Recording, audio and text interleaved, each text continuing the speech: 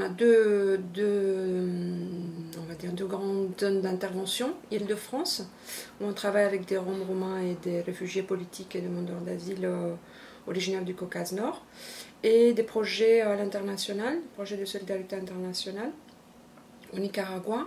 Et par le passé, on a eu des projets au Cap-Vert aussi et en Roumanie. À partir de juillet 2012, on a commencé un projet qui s'appelle Lutte contre les discriminations et accès aux droits, qui est financé en grande partie par le Conseil régional Île-de-France. Dans le domaine de l'emploi, on a fait surtout de l'orientation, parce que c'était très difficile au niveau des documents, par rapport à la situation administrative des personnes.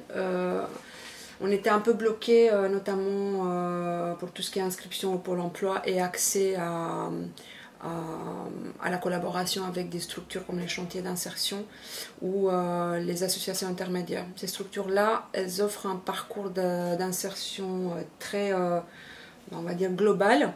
Et c'est très intéressant pour les personnes qu'on accompagne qui sont à la recherche d'un emploi depuis assez longtemps. Mais par contre, ils ont une condition qui jusqu'à fin 2013, on ne pouvait pas accomplir avec les personnes qu'on a, l'inscription au Pôle emploi. Donc on essayait de voir ce qu'ils ont fait depuis leur arrivée en France ou en Roumanie, parce qu'ils ont travaillé aussi en Roumanie. Et par rapport à ça, on essayait de voir vers quelle structure on peut les orienter ou si on pouvait faire des candidatures spontanées par exemple, tout en informant les employeurs que nous on peut les accompagner dans le cadre de la création du dossier pour l'obtention de l'autorisation de travail. Jusqu'à fin 2013, on devait encore le faire.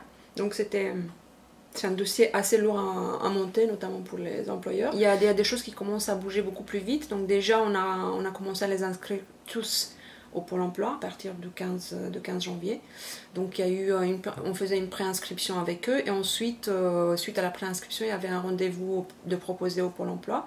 On les accompagnait au Pôle emploi parce que même si la plupart d'entre eux parlent, on va dire, suffisamment bien français, il y a quand même, disons, besoin d'un interprète pour des précisions, pour les questions qu'ils ne comprennent pas ou si le conseiller ne comprend pas. Donc on les accompagne au Pôle emploi pour l'interprétariat et pour expliquer aussi certaines choses liées à la personne ou certaines choses qu'on a fait par rapport aux candidatures envoyées.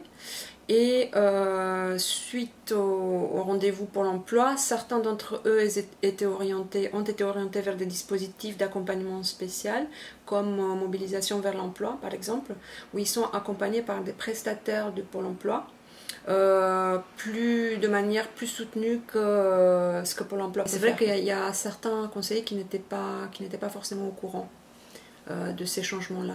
Et il y a encore beaucoup de personnes qui